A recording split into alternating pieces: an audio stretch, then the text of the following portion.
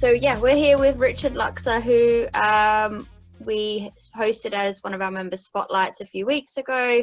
And then from that conversation, we all got chatting about podcasts, and everyone seemed quite interested in how to set up their own. So here we are. Richard is also a freelance art director, and you can check out his website. I'll pop that in the chat a little later. But we'll be here for about an hour, and we'll go through all the bits and pieces on how to set up your podcast and get yourself out there. And Richard will go into that in a bit more detail. If you have any questions, just pop them in the chat group, and I'll be monitoring that. And at the end, we'll do a question and answer. And we'll set this up as a bit of a kind of make yourself accountable at the end. So once the workshop's done, keep the conversation flowing in the channel that we've set up. We'd love to hear what you're working on, and help promote that within the AndCo channel as well. So Richard, over to you. Hey everyone, how's it going? Welcome to podcasting. Okay, cool. So podcasting. I'm going to maybe share my screen because it might be helpful. Let's share the computer sound as well. Can everyone see my screen? Yeah.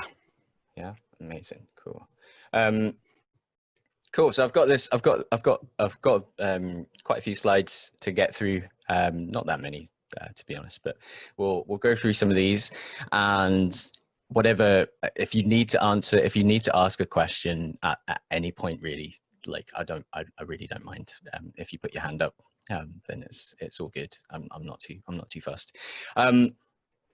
Okay, cool. I'll start the podcast session, but cool. So normally what I kind of start off with is just introducing myself. And yeah, hi, my name's Rich. I'm an art director. I usually work on all things digital. I've been working with agencies in the past, and I've gone freelance, well, about 18 months. About 18 months ago. And the way that I've got into podcasting was through one of the agencies that kind of asked me to set up a bunch of mics together, and it was by chance. And yeah, I mean, I love tech, so it kind of works that way. And then I realized that all they were doing were just really talking at each other, and there wasn't that much to it. And it sounded okay, and it didn't really sound like a podcast. It just sounded like a conversation between two people, and they would upload it onto the client's website, and that was it. These are different. Okay, so podcasting is way different to just talking heads or having a conversation, right? There's loads of different types of podcasts around, and I'll get you to do some research in your own time, obviously. But I normally ask everyone, what kind of podcast does everyone listen to? And obviously we've got about 4 people in the chat just now. So I'll maybe go around all of you and just ask, like, what kind of podcasts do you listen to? Serena, what kind of podcasts do you listen to? What do I listen to? I'm really bad at podcasts, or listening to them. Yeah. I'm really bad at subscribing to podcasts, which I'll mention later on as well. So. I really got into The Guilty Feminist. Okay, I'm the type of person that wants to listen to a podcast from the very beginning. So I haven't really got to any of her recent stuff. I'm still kind of listening to her first ever podcast, which probably a bit scratchy in essence. But it's good. Last one I listened to was Louis Theroux, and he's doing Lockdown, Grounded, I think it was called. So I really enjoyed listening to that one. Okay, cool. Nice. Anyone else? Anyone else got? Yeah, Rich. Shall I go? Yeah. So I've been listening to podcasts for quite a while, actually. I listened to This American Life for brilliant one. 17 years now. It's really quite interesting insights every week. Yep. Answer Me This, from its very first podcast back in about 2004. Mm-hmm. Well, I haven't listened to it recently. And then every day or every other day, a Spanish podcast from Madrid called Cloud Jazz, which plays specific thematic music every day. Okay. Okay. Yeah, that's interesting actually. Some people that I've met listen to podcasts to learn other people's languages, so other countries, other languages, which is quite interesting as well. I think there's a few language podcasts around to try and learn stuff. But yeah, it's interesting that you've got a Spanish podcast. Do they speak in Spanish? Yeah, the presenter speaks exclusively in Spanish, but of course most of the talent is English or pronounced in English or sung in English. And I've done it for some years now, really, to improve my Spanish pronunciations as opposed to being able to speak Spanish. But I do a show on Fiesta 95, which is a UK station, FM license, which broadcasts Latino music. Oh, wow. So I have to do my announcements during live broadcasts in Spanish, Portuguese, and English. Nice. Okay. Brilliant. Cool. Anyone else want to add to the bowl? I think for me, it's the mix of kind of work stuff, work related. So okay. I'm interested in fintech. So there's a bunch of good fintech podcasts out there that are very good. Malcolm Gladwell's got a great one, Revisionist. Yeah, he does. History. He really does. Really enjoy. And that gets more into the recreational stuff. So my favourite podcast rave at the moment is this one called How Did This Get Made? Which is just about terrible films. It's wonderful. It's brilliant.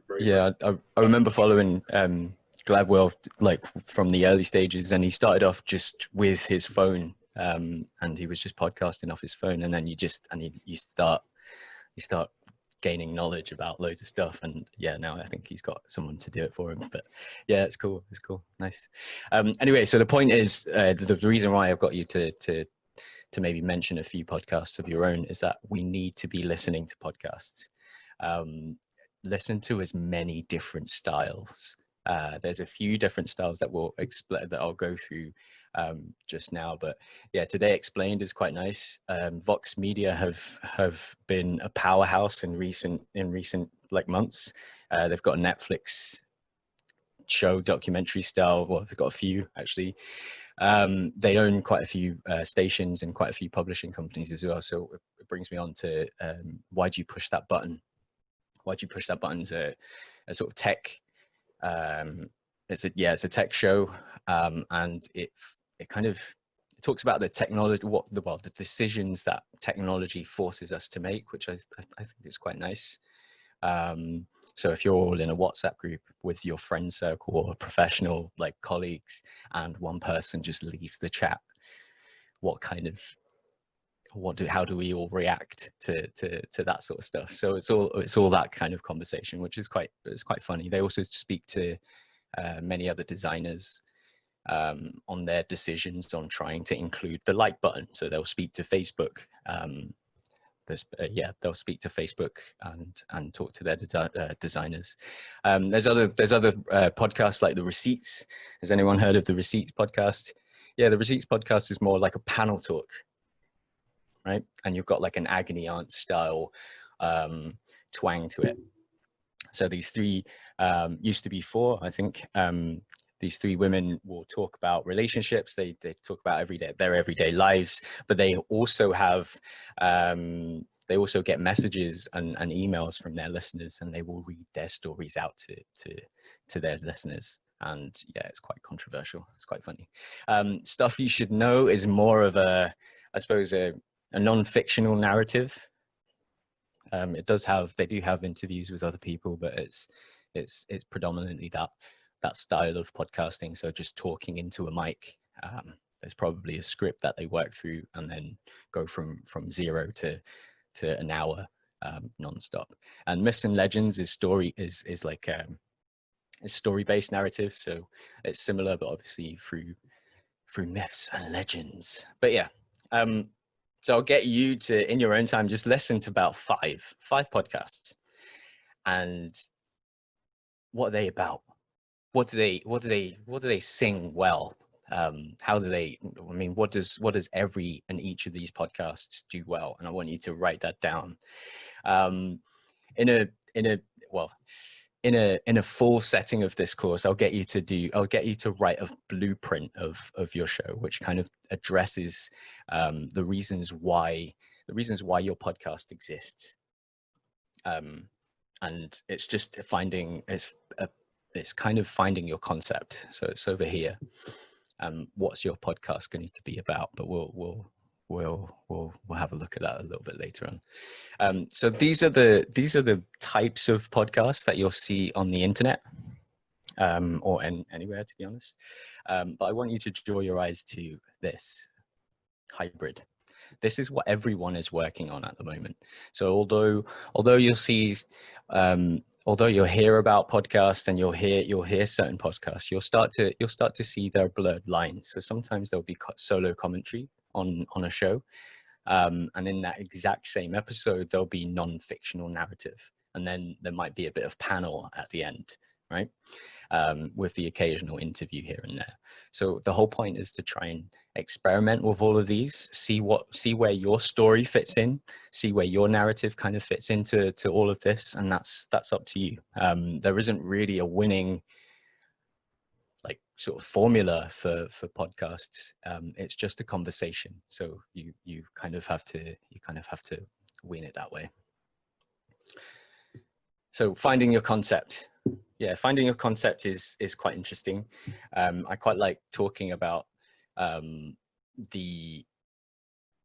suppose what it takes to be able to sustain multiple episodes.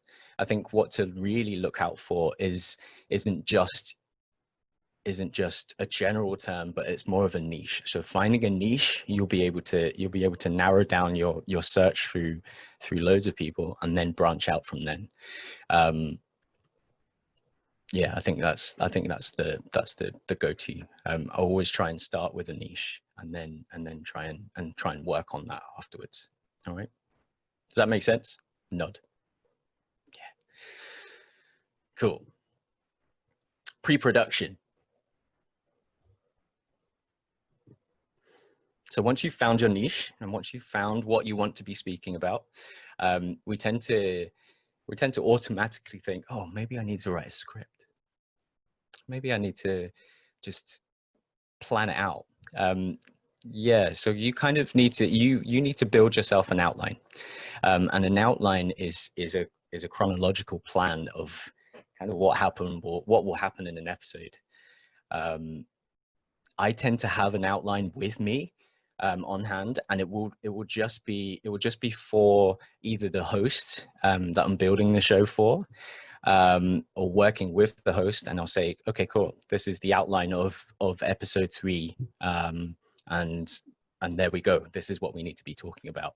We don't necessarily, sorry, Google.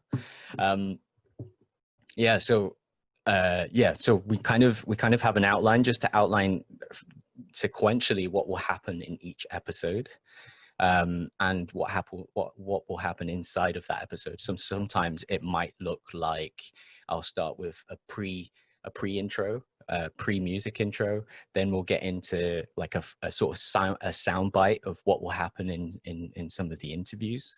I'll maybe show you an example a bit later on of what an outline kind of looks like. But yeah, after it's in that episode, it's kind of what will happen sequentially. Does that make sense? Yeah, cool. Music, sound effects, and loops. A lot of people get this. Well, a lot of people struggle with music and sound effects, and I'm talking about people that work in corporate industries. If you're working to build a podcast for yourself, great, because the music's going to mean a lot to you, right? And that's what that matters. If you've ever heard of, has anyone watched a horror movie without the sound? Without the sound effects? Yeah, it's weird. Or has anyone watched a horror movie with the sound effects being swapped out for other sound effects? Yeah, so that's really interesting because it changes the whole genre. And you might be looking at gory scenes, but then if you change it over with sound effects that have people laughing in the background. Well, that might be a bit sinister, but if the sound effects change drastically, it tends to really change the emotional responses that you'll get from the audience. So I suggest you like sit down and really have a look at the music and the sound effects inside of your podcast. If it means you have to approach a music producer and say, oh cool, could we work together for this particular podcast? I've got the intro to sort out, and I need some music. Maybe that's the case. I mean, there's loads of stock audio sites that will help you. I use a few. Has anyone heard of Storyblocks? No? Storyblocks. Okay, I'll show you. I'll just quickly show you on my. Cool. So this is Storyblocks.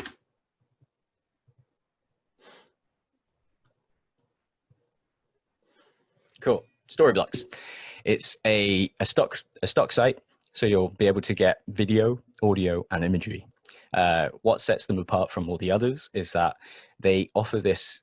So it's paid, but they offer this their kind of membership as a sort of flat rate fee. Right, so you're paying, I think it's about 20. I pay about 30 quid a month, and I get unlimited stock video and unlimited audio and unlimited images. The imagery's pants, that's not that great, but the audio and the video are, I suppose, world leading. They've got brilliant sound. They've got brilliant tracks behind their belts. Their creators are amazing. If you've heard the sort of the podgram that was on AndCo's Instagram, all the audio from there, all the sort of music beds from there came from this website. So it's doing quite well. You'll have a range of music, sound effects, loops, and they've got a curated collection as well, which is really nice, and it's actually really good.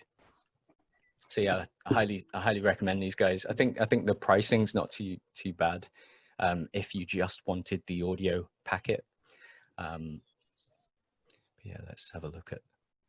That's really corporate, but yeah, we'll have a look at some of these a little bit later on. But yeah, there's a wide range. It's quite nice. I totally recommend it.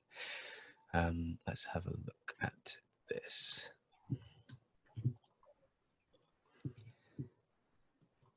Cool. Yeah. So yeah, I think when I give you guys the PDF, there's a video of a comparison between a horror film with sound effects and a horror film without sound effects. It's just a YouTube video, but I thought it was quite interesting to include. But yeah, okay, cool. So yeah, so just plan that out. Plan out what's going to happen. Most importantly, try and plan out an outline. And even if, let me just see if I can try and find the example of the outline that I've got here. But yeah, I think planning an outline is so much more important than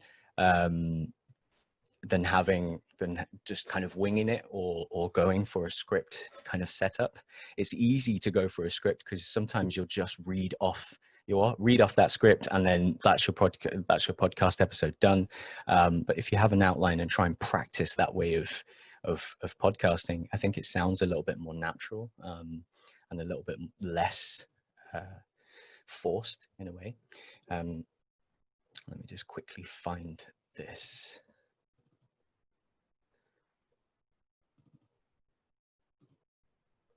Yeah, I think.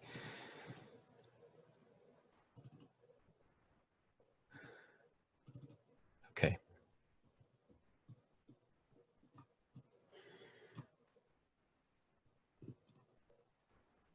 Cool.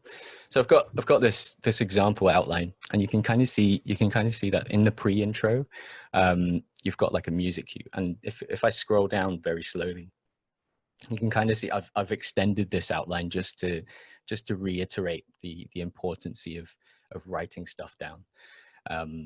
You don't have to go as intense as this. Normally when I write down outlines, it's just a few notes to try and tell me, or try and tell their guest, try and tell the host what's actually going to happen sequentially in an episode. So you can see that there's a pre-intro, there's a soundbite, and a soundbite might be something that's pulled from the middle of a guest interview, or from somewhere where we're talking about a particular part of the episode, and it's pulled straight to the front, and it's almost like a preview. Yeah. So this one kind of says, renting is a scam. Negotiate a food and beverage minimum. Never pay for the rental only. I went to an Indian wedding where there was a huge charge up on the cleanup of elephant shit. So and then it kind of rolls, it kind of fades out into some sort of light music, which is quite funny. It's quite tongue in cheek. I quite like it, but it also tells the audience, right, this is what you need to stay in the episode for, right? Our attention, we're not going to, I suppose our attention spans are about 20 minutes for each and every, until we get bored, and then we'll take a break and we'll come back. But with trying to convince someone, it doesn't take very long at all. You'll have 30 seconds to try and convince someone whether you're going to listen to that particular episode, and yet alone listen to the whole, and follow that particular podcast, right? So if we move further down, we've got, you can see that it's clearly highlighting music at every point.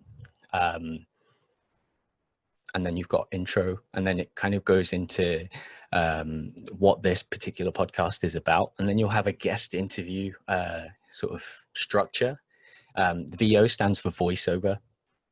So there'll be a bit of a voiceover. You can see that there isn't any music in the back in the background, and that's because we're kind of highlighting that it's meant to be a serious part. But please don't forget that by not having music throughout the whole podcast doesn't actually make it as if like the whole podcast is meant to be about serious stuff. Even the news will have music to back it all up, right? To kind of make it less boring. I've catered for ad breaks, but ad breaks don't have to be ad breaks. They don't have to be Squarespace ads. They can be local events that are happening, or if you're creating a podcast for your own company, they could be events. So if AndCo were creating a podcast, they would advertise their own events within AndCo, or talking about their membership. It's just an ad break is just a break in content, and a break in content is meant to just keep your viewers, or your listeners kind of hooked in a way, but without telling them, oh yeah, this is the end of the podcast. You'll highlight different segments, and different you can kind of see as we scroll down, you'll get to part 2 of the guest interview, which is quite cool. And then I think the more important thing to add really is the closing part. So an outro is so important in anything that we do online.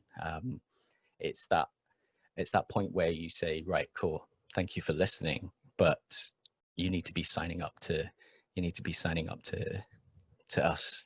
You need to be subscribing to us through Apple Podcasts or whatever means. It's almost a need. Americans do it so well in terms of like YouTube asks, and please subscribe to my channel, or please subscribe to the podcast. And us like British folk, we're kind of more reserved about that. But it works a lot. It works really well. And try and put like an email out there, put an email on the episode notes, and do all of that kind of stuff. But just make sure that you get people to have a look at your podcast page. All right. And that's pretty much it. So this is an outline. This is a basic outline for people to have a look at, and you're more than welcome to take this off me. Serena, just let me know if you want a copy of this, and then you can put it into that chat. Yeah. Cool. So plan it out. Once you've planned it out, then we get to the tech. Cool. Is everyone looking to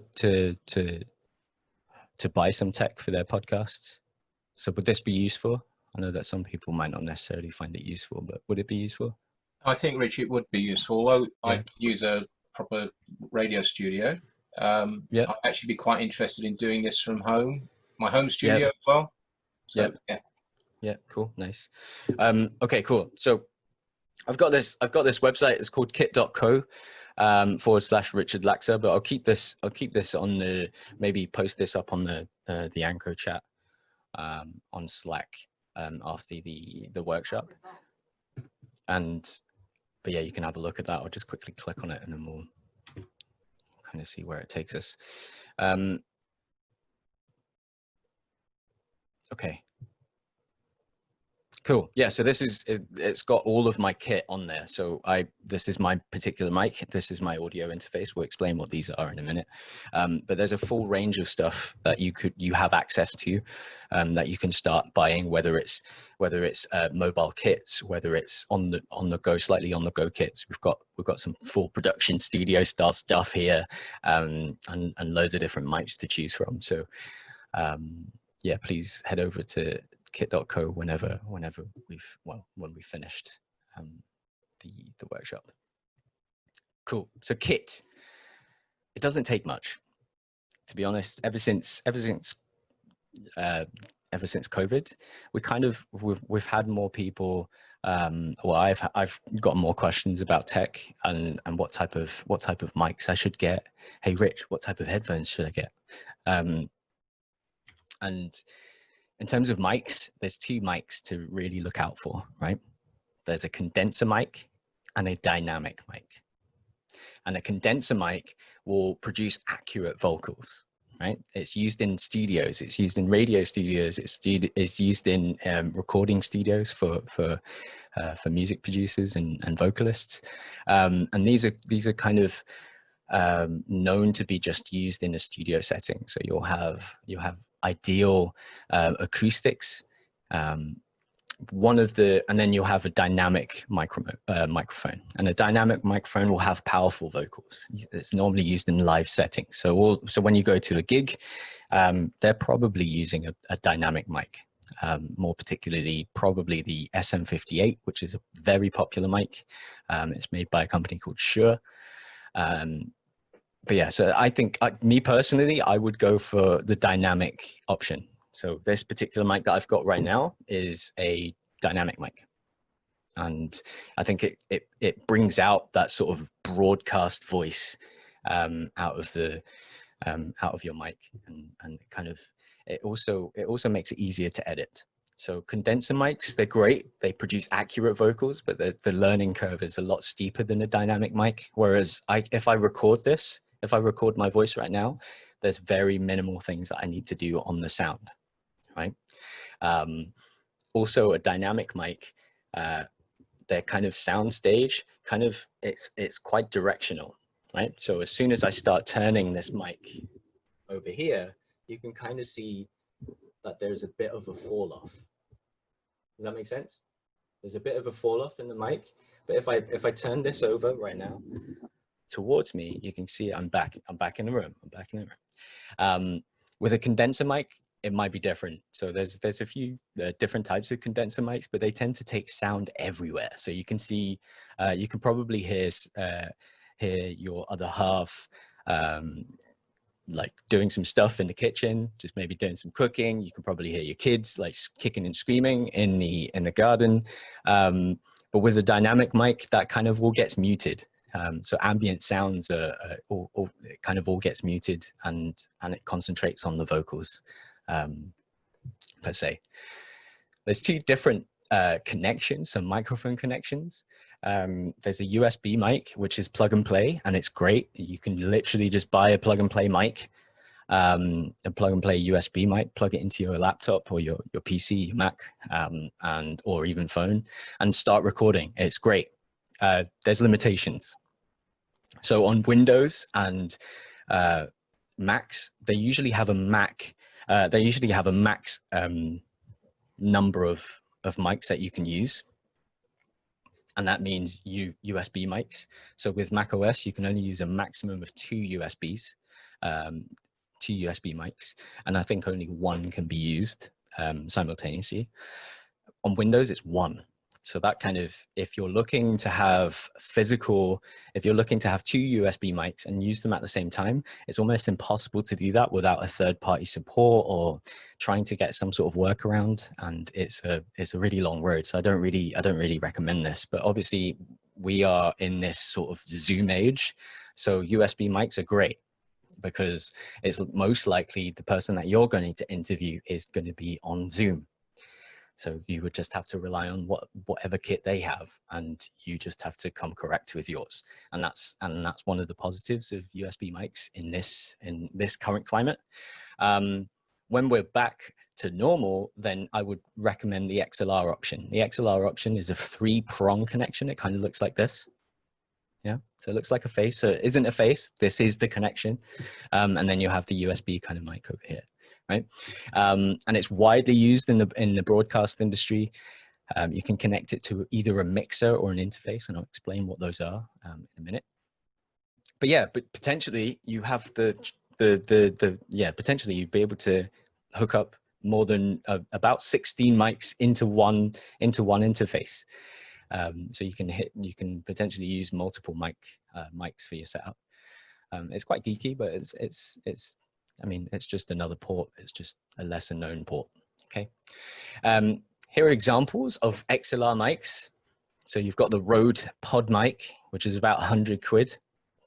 It might be a bit more in this current climate, so maybe wait for a bit. The Shure SM58 is about 90 quid, which is quite nice. Very accurate vocals. I quite like the two. In fact, I've got this SM58 somewhere in the cupboard. Also, yeah, I'm using the Pod mic at the moment.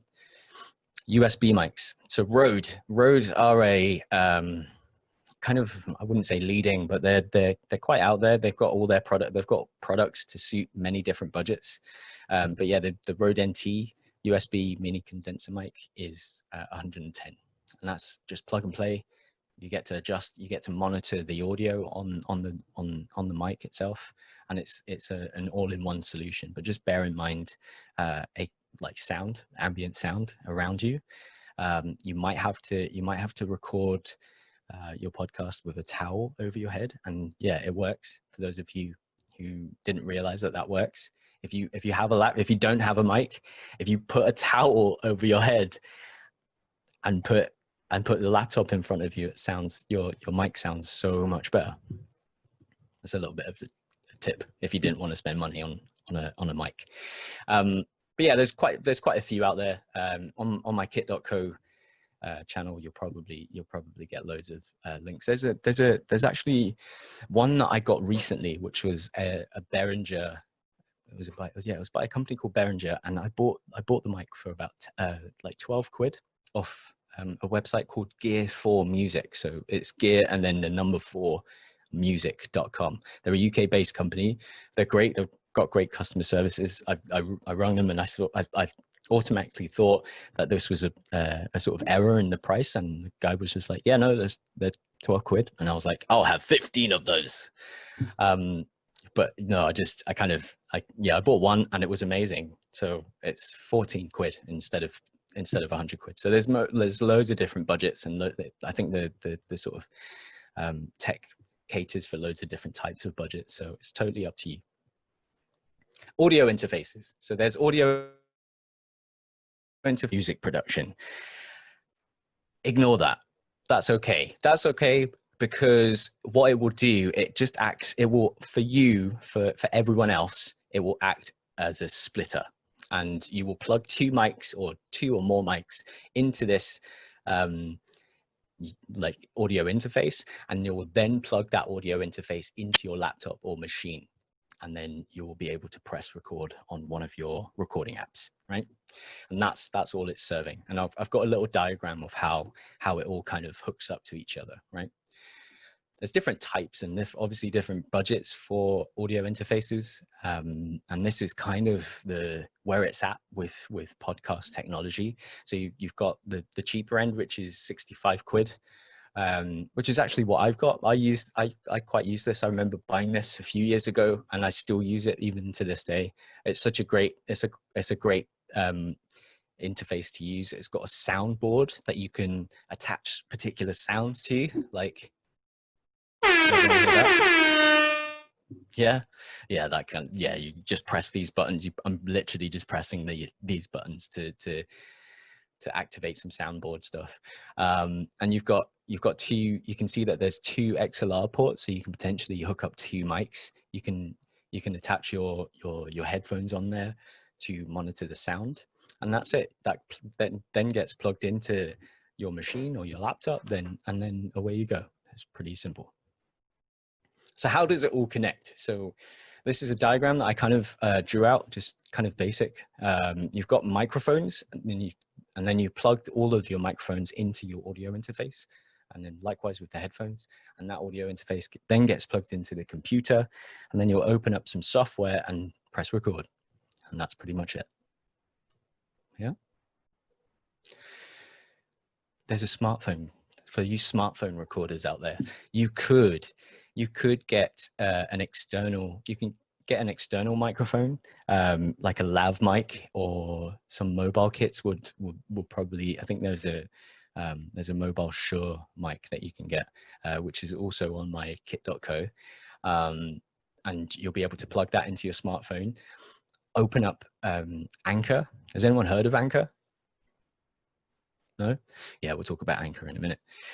Yeah, open up AndCo and start recording. It's a mobile app that allows you to record podcasts. It's owned by Spotify, and it's such a great solution for someone that can't wait to record a podcast. You can literally sign up right now if you download the app and then sign up, you literally just press record and it starts recording your podcast. It has various stuff like backing tracks, interludes. You can invite people via email to have an interview with you, which is really, really handy. In an extended version of this workshop, I get people to do that. So if we were in a group situation, then I would get two of you to interview each other through AndCo. It's really powerful stuff. But that's the smartphone kit that you would ideally have. The on the go kit would be like another external microphone, or a digital recorder. A digital recorder will be something like, let's see, would be something like a Zoom recorder, which is, it's not owned by Zoom. It's not owned by Zoom. It's a different company.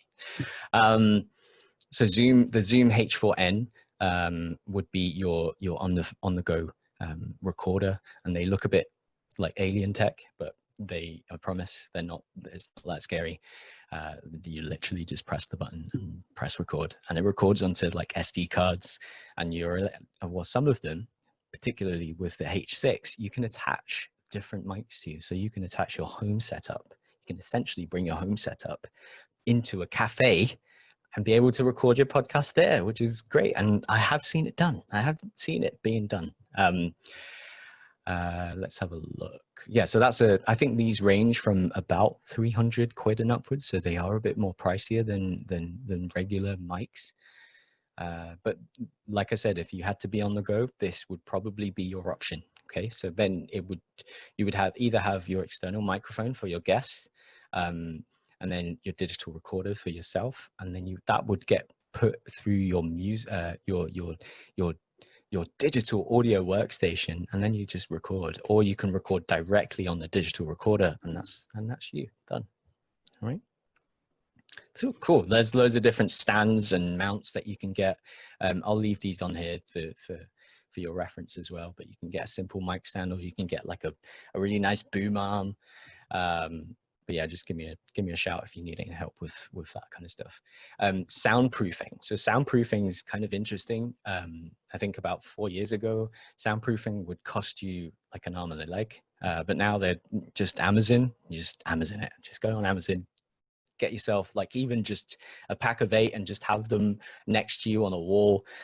Another thing that really helps with acoustics are rugs on the floor. So if you've got a rug in the living room, just bring it over to the bedroom or your home office, put it across the floor, either close the curtains. That helps with acoustics, and the old towel trick as well. So that will definitely help. But yeah, these foam towels, pack of 8, it's about 30 quid on Amazon. They're great.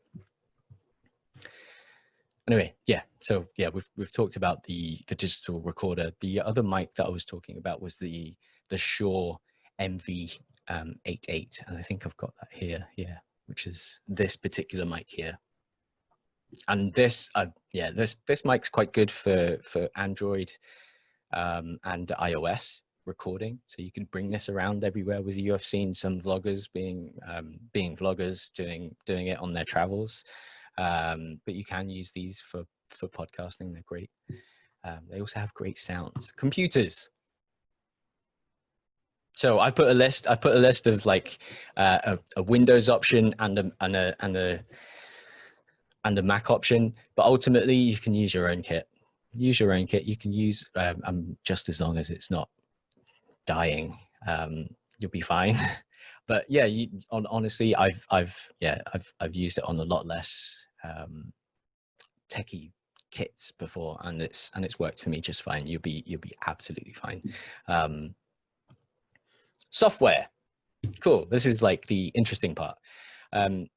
It's also the biggest, for some of you, it probably will be the biggest learning curve in terms of editing, because sound engineers will go to uni to learn this kind of stuff. But Audition would be the leading specialist for podcast editing, and more podcasters are looking to edit their own podcasts, just because they get to edit what they want out instead of paying for another person to edit their own podcast, right? It takes a while. There are loads of tutorials online. If you're looking for a YouTube guy, you'll probably look at, I'll tell you a name, Mike Russell. He has the best Audition CC tutorials. Mike Russell is amazing at telling you how it is about Audition. So I suggest you search for him online. There's a new app called Descript. This is really interesting. I found these guys through Product Hunt late last year, really. And they are in charge of, has anyone heard of Lyrebird? Or the Lyrebird AI technology? So Lyrebird were originally kind of not instructed, but their mission was to be able to get AI to recognize our voices, right? So this is like, dun, dun, dun, we could be replaced. Yeah, so I remember them last year. They recorded a video, or they recorded a bit of audio, like a telephone call of Obama having a conversation, and what he was saying was pretty out there, and it was all because of Lyrebird. Anyway, they've turned their technology into a podcast editing app or an audio editing app. But one of their main differences is that you'll be able to edit your podcast using text, using transcriptions. Okay, let me see if I can quickly open it up for you and show you a quick example before we run out of time. Let's see. Descript. And I love this app. This is, I think, yeah, as time moves on, this is going to take over as podcasting editing for everyone, and it just makes the learning curve a lot easier. Right, cool. So this is Descript. It's a very clean setup. You can kind of see here that this was the. So if I go ahead and play this. Hi, my name is Richard Laxa. I'm an art director here in London, and this is my story. So I've got this recording, but you can see that it's recognized, it's transcribed the whole audio file for me from the start to end, right? But what's really funny is that I'm able to highlight this, right? I'm able to highlight a bit of text and just delete it. Just start delete. I've just deleted it, right? But if I go ahead and play it again, I'll play it from the start. Hi, my name is Richard Laxa. I'm an art director here in London, and this is my story. I've always wanted to do design in a way. To delete loads of text. So if I went off and just highlighted a bit of this and started deleting stuff, this is how I'm doing the editing. And have you noticed all of these gray lines? These are filler words that used to exist. You can tell Descript to look out for filler words. So stuff like filler words will be stuff like ums, uhs, and whatever type of filler words. Anyway, you'll be able to get Descript to have a look where the filler words are and automatically silence them. So you can see across this bit of timeline, you can see all the filler words that I've used. Yes, I use a lot of filler words like that, and they'll be able to delete them. It's great. It's cool. I'm such a fan, and yeah, just you'll be able to use it for free. I think there's a certain amount of storage that you're allowed for the free version, but by all means, audio doesn't take a lot of space, so you can download it now. I suggest you go and download it. It's great. So that's Descript. The other option is AndCo, and AndCo are great because AndCo are great because you'll have, let's see. So this is AndCo. This is the desktop version of AndCo, and this is the desktop version. You'll be able to download a mobile version and start recording, and be able to invite people to your podcasts. But I think it's great if for people that just want to start recording right now. You'll be able to, after this workshop, be able to be inspired to record your own podcast, and then that's it. What it does do as well, it uploads everything onto Spotify's platform as well. So you'll have a chance to edit your episode notes, your show notes. You can record trailers and bonus material for your paid subscribers. But then what it will do is upload everything to Spotify itself. I think they're currently working on multiple channel distribution like iTunes and Google Podcasts, but as it stands, it's just doing Spotify at the moment. So it's very bare bones, but it's such a great option for people that just want to get going straight away. Let's have a look. Cool. And then the other free option would be Audacity. And I normally recommend this to people if it's a must-have, right? Audacity is great, but the program looks like it's come out of 1995. Okay, that's my only gripe. Yeah, yes, it looks like you're going back in time, and I'm not really a fan. Okay, cool. Recording. So there's a few tips that I'll give you guys for recording your podcast. Best practices: trying to stay away for about 20 to 30 centimeters away from the mic.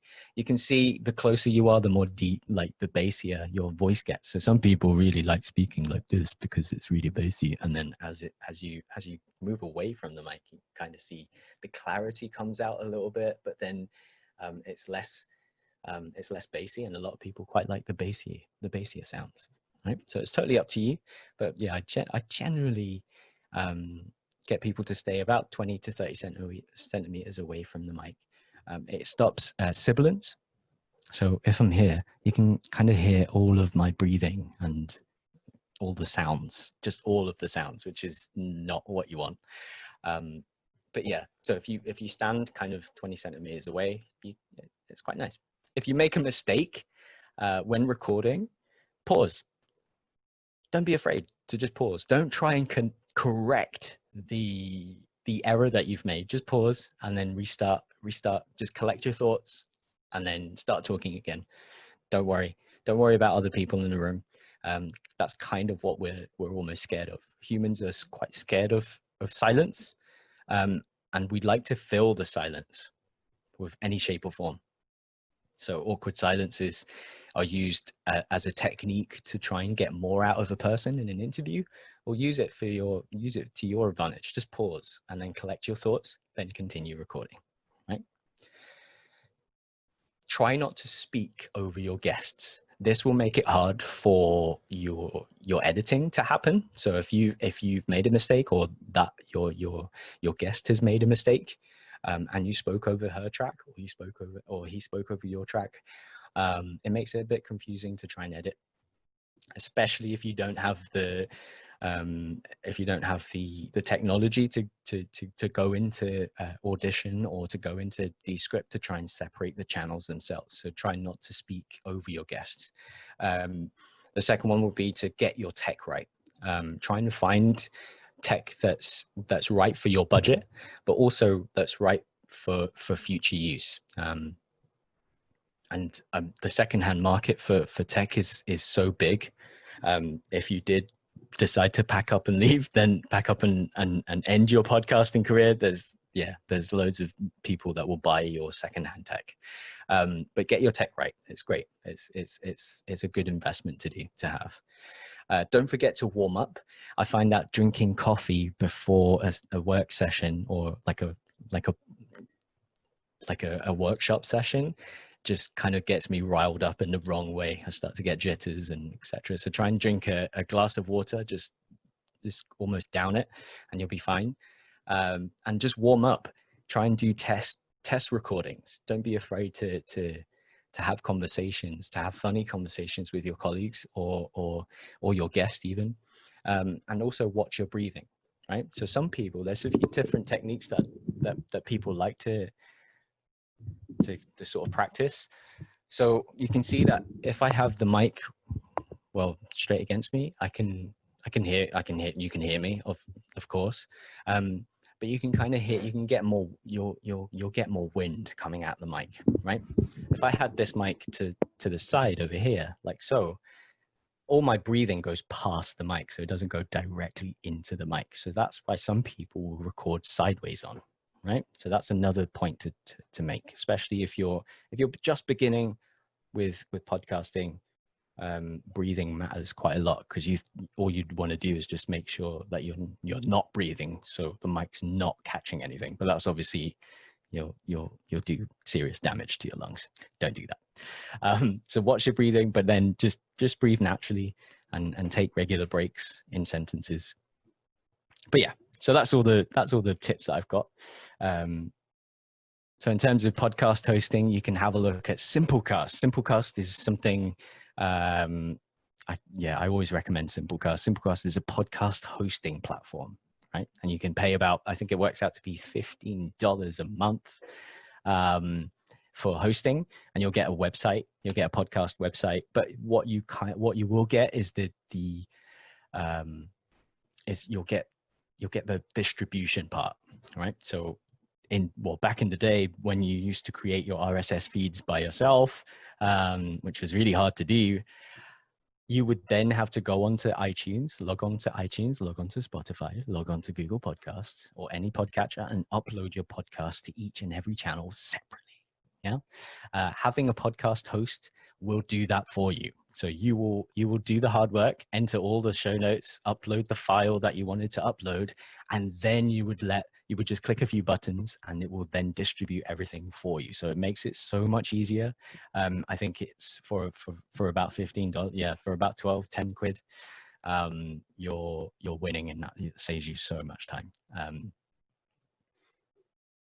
In terms of social media channel, I know that there's probably social media experts out there right now, but what I found was choose one and start there. Don't try and do every single one. You'll go insane. I think choosing one to begin with is probably the easiest option. It'll then give you a chance to concentrate more on the podcast than trying to advertise your own podcast, right? Cool. In terms of branding, has anyone heard of Canva? Yeah, Canva. People use Canva. I use Over. I'm design based, but the abilities of Over is insane. So the Over app, yes, you do have to pay. It's free to use, but you get loads of these different illustration packs and loads of fonts to use. They're working with Adobe to try and get the type kit included into their offering for their pro version, which is insane. But I think it's quite powerful software. Or just approach an illustrator or designer to help you out with your branding. People are starting to create episode artwork, which is quite interesting. I think it's quite nice as well, because every time you look at your phone and you're listening to a podcast on the commute, once we get back to commuting, you get like a new sort of episode artwork, which is quite nice. You look at your phone, look at your lock screen, and there it is, the episode artwork. It's quite trendy right now. But yeah, I think we're going to wrap stuff up. I'm going to answer a few questions. I hope you found it interesting. But I think in terms of podcast branding, yeah, I think maybe concentrate on that quite a lot, because it really changes the way that people look at your podcast. All right. Anyway, thanks. Does anyone have any questions? Yeah, I've got one, and thanks for the presentation. That was amazing. I mean, I started my business less than a week ago, and I'm thinking of trying some of this, and that was nice, really useful. So thank you very, very much. No, it's all good. So my questions were really about content. Okay. And presumably, what you want to do, because you made the point yourself, you want to be able to create content or enough content so you can feed the podcast you've created. Yeah. So how much would you recommend storing up? I mean, presumably it's worth recording a few of these first, right? So you've got a backstore and then drip feeding them out. But have you got any thoughts about how much, and also how often should these things be coming out?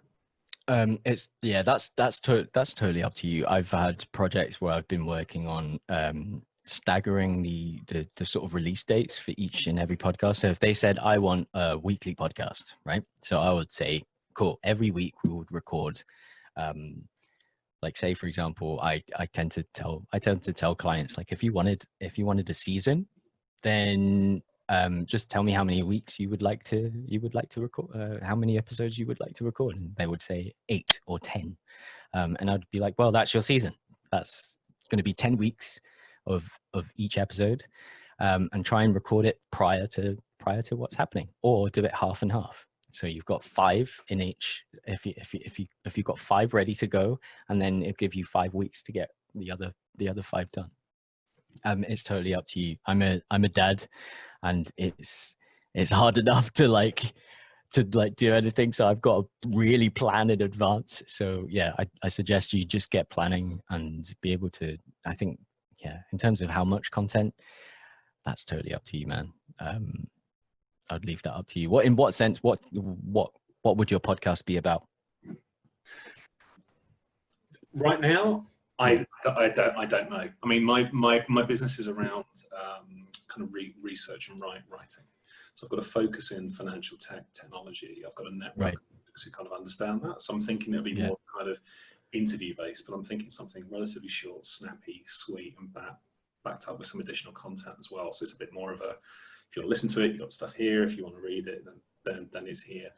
I really took the point though about, find your niche, because I think that I mean, fintech podcasts are 10 a penny. So really trying to find something that's differentiated. I think that's the hard thing. So following this, I don't know what it's going to be about, but I think that's it really matters about the niche. It's also quite, you kind of need to have a look at who your audience is going to be. Yes, okay, people that listen to fintech, but you kind of, if you try and narrow that down even more, you'll start to get even if you've got a few hundred. If you've got an idea of or maybe a few hundred listeners, those are enough listeners for you to carry the podcast on. And some people make a living off a sub 500 sort of subscribers, in terms of listeners, and kind of earn a decent wage out of it. So it's pretty cool. Yeah. Amazing. Thank you. No worries. Anyone else? Rich, I was just going to echo Rob's point there, thanking you very much. I found that incredibly valuable and useful. Thanks, man. I hope you enjoyed it. I did, and it's getting me thinking about how we're going to develop podcasts alongside the broadcast program, I think. I mean, it's kind of, it should align, but I always seem to, I'm going to take a note out of Gary Vaynerchuk's book, but try and differentiate all of your content through the different channels. try not to make them the same. So Rob was talking about having like a blog to read, or like some content to read on his website or any other website, but try and make that content different, like a different variation to your podcast. So whatever you're speaking on the podcast shouldn't really mimic. Try not mimic it onto the broadcast radio thing. Try and do something else. Maybe go deeper into a second line narrative of some sort. It then paints a bigger picture about you, and it paints a bigger picture about the radio station later on. Yeah, and I think that's exactly the direction of travel, because we have a 56 minutes an hour music, no commercials, minimal chat arrangement. I often get the opportunity to interview talent en masse. So, for example, last year I could interview 35 stars globally on a cruise. That's 35 weeks worth of interviews to play out. That's mad. Interviews typically last 15 to 20 minutes because you're drinking and chatting. And the idea, I think, is to have the podcast go out immediately after the live program as an in-depth interview, right? But not playing the music. So, you'd hear a little bit of the music that we might have talked about, but essentially you're putting 20 minutes of talk into the podcast, which is an interview with that particular artist, and that interview should stand the test of time. So it won't be specifically related to that week, but more to do with their week of birth. Oh wow, okay, cool. So it is deeper. That's cool, man. I think people would be interested in that.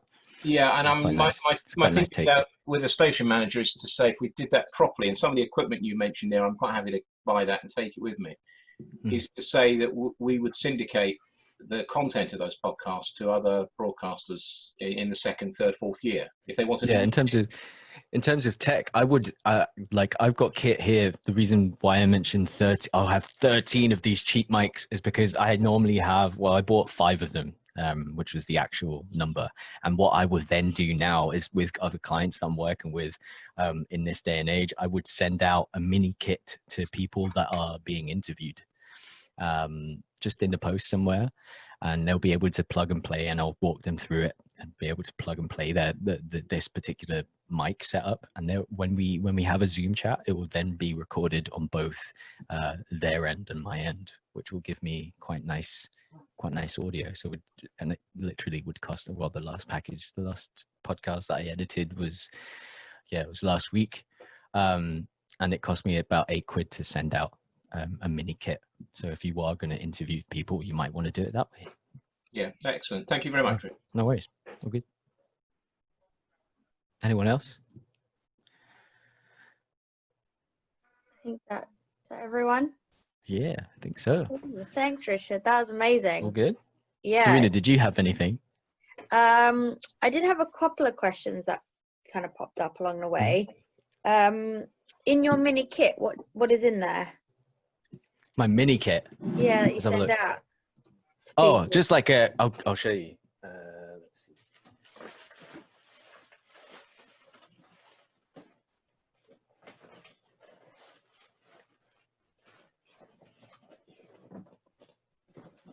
Oh man, it's way down at the bottom of my box. But yeah, so it's a condenser mic. It's a mini USB. Well, not mini USB, but it's a really tiny condenser mic that I bought on Amazon for about £20. It's got a USB on it. It's also got a pop shield, and it's got a stand if they want a stand, and it's got like a little cheap boom arm that was bought for £5, and I put that in a package, and it was about £8 to send around the UK. It will cost a little bit more if it went abroad, but yeah, around the UK it cost me about £8. It's quite nice. It's quite cool. Yeah, so if I interviewed you, I would just send you the exact same thing. Yeah. And then you would send it back to me. Cool. Yeah. That's nice. I was going to ask, do you have any homework for us? I do actually. I do. Yeah. Okay. I've got homework, and I'll post it. I'll post it on the chat. I'll include the PDF for you guys. It would just be to help you out with the blueprint of your show, right? So I'll ask you a few questions. And I'll get you to write down all your answers. You don't have to show them in the chat, but this is for you to take away. And yeah, we can do it that way. Does that sound good? Sounds great. Cool. We can pop the recording in the chat as well, for anyone who missed it. Yeah, sure. And then we can, if that's okay with you, Richard, maybe get back together in about 2 weeks to see how everyone's getting on with their homework. Of course. Of course. Make that'd be cool. Yeah, actually, okay, so if we're gonna come back and see how we're doing, try and getting if you answer all the questions in that in the worksheet that I'll give you, and then we can discuss it then and there. Yeah, cool. Because I know you have a longer workshop that you normally do, so it'd be good to kind of get some of that panned out. The rest of us. Nice, thank you. No worries. I learned so much, and in the events world there's so many techie bits that I always hire and stuff, and I kind of know what's going on, but now I have a better understanding of what's going on. I mean, it is a bit of a learning curve, but you'll do well. You'll do all right. It's not that bad. But yeah, I think technology has helped us in the coming years to try and, I think technology companies were just like, oh yeah, cool. Everyone just wants something quite simple, something fairly simple, something fairly workable. And then just leave it all up to everyone to do. But yeah. Cool. Thanks, mate. Thanks everyone for joining us. So Richard will pop the homework in for us a bit later. Cool. But if you have any questions, give us a shout. And just on behalf of AndCo, thanks for everything. And keep the chat going, guys. And let us know how we're going as well, because we always like to hear what else we can offer you as a community. But enjoy the rest of your day. Bye, guys. Thanks, Thank you. Harry. See you. Bye.